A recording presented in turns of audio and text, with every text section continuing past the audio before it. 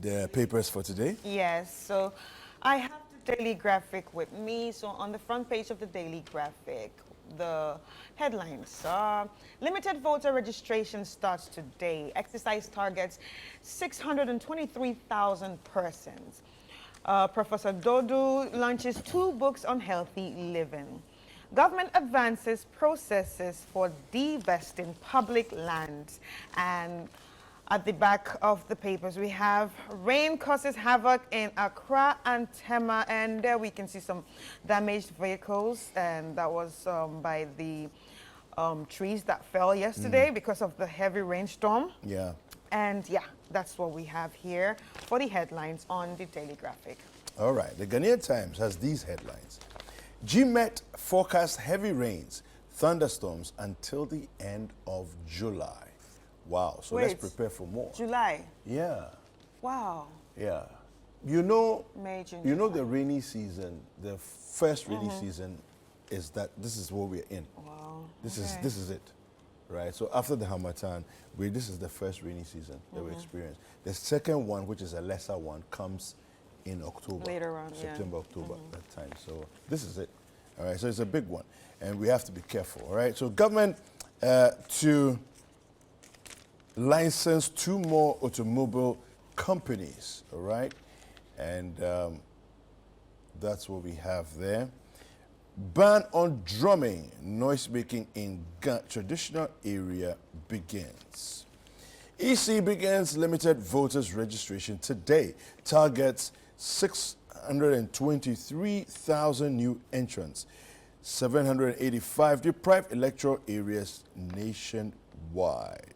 Okay, and then disclose probe to allegations of corruption against government officials is coming from the AG's office. All right, so on the front page of the New Finder, Minister receives report on divesting of state lands, and voter registration starts today. Information Minister designate tours media houses. GIPIC lists $3.8 billion project for 62 Ghanaian companies registered in 2023. Moves to address exit of foreign companies. All right. Now, the Chronicle has these headlines. Committee submits report on divesting of vested lands to Jinapo. We have Titus Glover orders private developers to quit Densu Ramsar site. Fatima Abubakar tours media houses in Accra. Fatima, you haven't come here. Oh, you have come, I didn't know. I probably should come today. Oh, you are yet to come, okay. Identity of soldier killer. Who is hiding the truth is a question that's being asked by the Chronicle. National Security Ministry says he's not their employee, but the charge sheet says he is. Wow. Wow. 1 Corinthians chapter 1 verse 19 is a scripture on the front page of the Chronicle today. It says, "For it is written, I will destroy the wisdom of the wise, and the cleverness of the clever I will set aside." Okay. Thank you very much, Chronicle. All right, on the front page of the Daybreak, Michael Addo again, caught in snit scandal. Dadiesu LPG tanker accident. No life lost in LPG tanker accident. GRA board dissolved. Port truck drivers call off strikes. And lastly, we have Citi depreciation has been lower under NPP government, and that's by Dr. Mamadou Baumia, the MPP flag bearer, and also the Vice President. Okay. Right. The Daily Guide has these headlines. Iyoko to return OSP's empty DAPA docket. Limited voter registration begins today. I am ready to lead. This is coming from Dr. Baumia. 1 injured, multiple vehicles destroyed in rainstorm. VIP proposes tax amnesty. And the back page of the Daily Guide says, Pakwesi hot over post-match boycott. Okay. And Ten Hag hits back at Mourinho. Okay, so very interesting happenings. Dalvin Azuma Nelson Jr. preserves father's legacy. He was, of course, during the Diplo Rumble. Yeah. He also took part in that. Yeah, looking forward to seeing him, hopefully, in some main-line fights. All right. Yeah. So on the Economy Times, we have, ironically, we have Citi depreciation worsens, because on the daybreak we saw Citi depreciation has been lower under NPP government. But here it says Citi depreciation worsens. LPG price made up of 22% taxes as NPA vows to ease traders' concerns. Taxation is driving away investors, FABAC General Secretary says. Okay, we have very interesting headline, headlines here on the Anchor. Rainstorm wreaks havoc in Accra.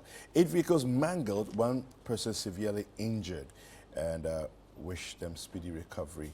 That was very unfortunate. The trees, falling over because of the strong winds yesterday. We have victim of Asanko Tontokum clash goes home today. Imani drags EC to Shraj over wastage and misuse of resources. Okay, and Ghana's dancing queens, Abigail and Afronita, wow judges at Britain's Got Talent audition. It was beautiful. That was fantastic. It was beautiful. It nice was just see. amazing. You know how the young lady, Abigail, Abigail is deaf. Yes. I didn't even know that. Yeah, and you will not be able to tell from her performance that she has any kind of impairment, right? But she feels rhythm Yes. and dances based on the feeling exactly. of rhythm. That's magical. So she feels it in her heart. Yeah. And Under her feet. Yeah, under her feet. Yeah, and then especially she- with the beats. Yeah, and then that's what she dances. I really and love she's it. so rhythmic. Some of us who have 2 ears can't dance Yeah. to save our lives, but I mean, God is with us. God is with us. God is with us. Yeah, but that was just fantastic. If you guys haven't seen it, you need to go see Yeah. it. Okay, just go on YouTube and go watch it. Afronita and Abigail at British Got Talent. It's just fantastic, And I kudos to Afronita for a fantastic choreography job as well. Yeah. Afronita was here a few years ago, maybe what, 4 years ago? Yeah, and I went in Adabraka. Yeah, it's see what she's become. Exactly. Oh, It's actually gosh. good to see her blossom and grow. grow and become, in this journey of dance. Yeah. But there's one more headline that I want to read. Yeah. The Anchor. Kwadaso MP. Do you know where you remember that name from? Kwadaso MP. The one who dropped an envelope. It says here, Kwadaso MP denies trading grades for sex. Dares accuser and University of Ghana to expose him if they have proof.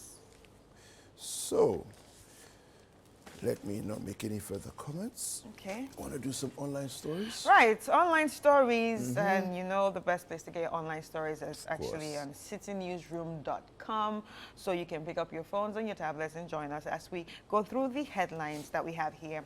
So we have here, Electoral Commission begins limited voter registration exercise today. And top trending stories, my government will prioritize fiscal discipline, and that's by Baumia. And Accra 2023, minority demands accountability of $240 million expenditure. Man sets himself on fire after failed attempts to kill his wife. And I actually watched this yesterday on CNR. And lastly, we have here Akufo-Addo appoints Joyce Adjoa Ejewa as Birim Central MCE. Yeah, that story there is just sad. It's just pathetic. Yeah. It's really sad. About I the wanna man wanting- I want to get into that story. Okay. So, a man known as Collins Jones has allegedly committed suicide after assaulting his wife, Martina Jones, with a pestle and attempting to strangle her to death. Martina Jones is reported to have escaped with injuries and sought refuge at a local police station. Tragically, the alleged perpetrator, believed to be in his late 50s, is reported to have locked himself indoors and set himself on fire. The harrowing incident, which unfolded at night in the couple's chamber and hall residence at Abeka in Accra, was witnessed by their 3 children. Martina Jones, in an interview with Citi News, narrated, "I have not wronged him in any way to warrant such an attack. One of our children saw the pistol hidden under our bed and showed it to me. I inquired where the pistol was from, and he said it was placed there by his father. I asked what it was going to be used for, and he said his father was probably going to be sending it to work, taking it to work. When he hit me with the pistol at night, I wondered if the intention was to kill me, so I struggled with him, and I managed to take the pistol from him. After moments of struggle, I managed to escape the situation." Neighbors of the couple emphasize the importance of recognizing signs of abuse within relationships and the need to foster a culture of zero tolerance towards domestic violence. One stated, "She has been helping the man with everything, and today he wanted to kill her. He has set himself ablaze in the process. I will advise couples to stay off their partners when the need arises, otherwise lives would be lost." I think, you know, we're looking at a situation of Domestic violence. domestic violence. Yes. Sometimes domestic violence is preceded by mental challenges. Yes. You know.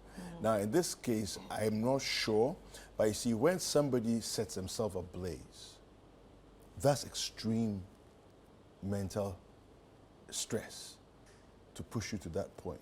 Yeah. You know, and our society is increasingly becoming, you know, we're getting to see more and more of these things where people are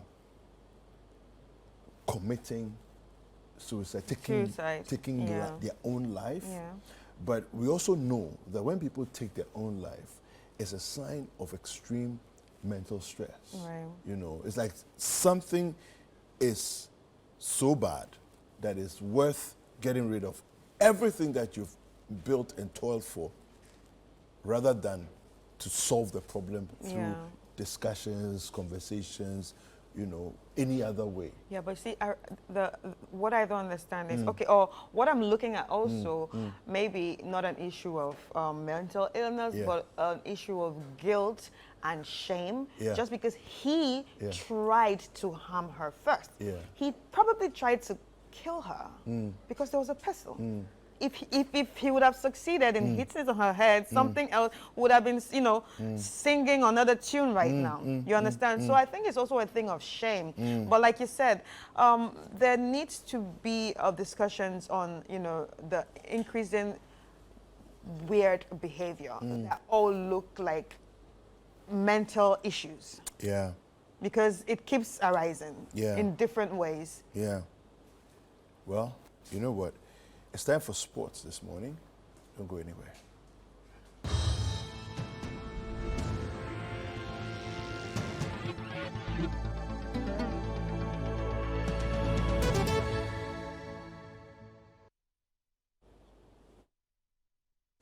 All right. Now, on the sporting front, the Court of Arbitration for Sport yesterday dismissed Ghana Football Association presidential aspirant George Afriyie's appeal against GFA's decision to disqualify him from contesting in the 2023 GFA elections. Now, the ruling was served on Monday, May 6th, almost 8 months after the former GFA vice president officially filed the appeal following his disqualification. Now, George Afriyie has been directed to pay legal fees summing up to 1,000 Swiss francs, that's 15,266 Ghana cedis, in connection to the ruling. Now, after filing his nomination to run for the GFA presidential seat, George Afriyie was disqualified from running for the office due to his failure to provide the required number of GFA members to his candidature. Now, his disqualification was upheld by the Elections Appeals Committee, forcing Afriyie to explore other legal options, leading to Afriyie filing his appeal at CAS. Now, in a statement, George Afriyie said he had accepted the ruling and expressed his gratitude to everyone who had supported him on his appeal journey. All right. Premier League on City. Crystal Palace hammered Manchester United 4-0 at Selhurst Park in the game of match week 35. Please repeat that again. Please repeat that again. Crystal Palace hammered Manchester United 4-0 at Selhurst Park in the game of match week 35. Guess who's the happiest of this? Who's the happiest? Chelsea. I know. Yeah. Please read that. Please finish reading. All right, so Michael Olise opened the scoring after 12 minutes and Jean-Philippe Mateta added the second after 40 minutes. Tyrick Michel made it 3-0 before Olise added the fourth to seal the win for the Eagles and send Man United down to 8th place on the league table. Okay, thank you very much.